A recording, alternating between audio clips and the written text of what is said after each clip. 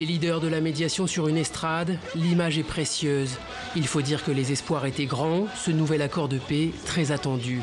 C'est donc avec une joie non dissimulée qu'une foule compacte a célébré l'annonce de sa signature ce dimanche à Khartoum.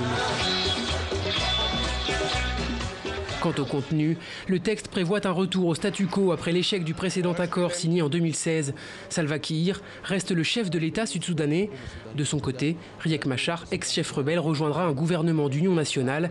Il redeviendra premier vice-président du pays. Un accord définitif conclu après des semaines de tractations grâce à la médiation du voisin soudanais. Un accord censé débloquer finalement la crise politique et mettre un terme à la guerre civile. Or, certains observateurs restent sceptiques. Cette répartition du pouvoir entre les deux anciens alliés devenus ennemis était déjà celle ayant mené à la guerre ouverte en 2013. Pourtant, l'urgence est là, la situation des populations extrêmement difficile.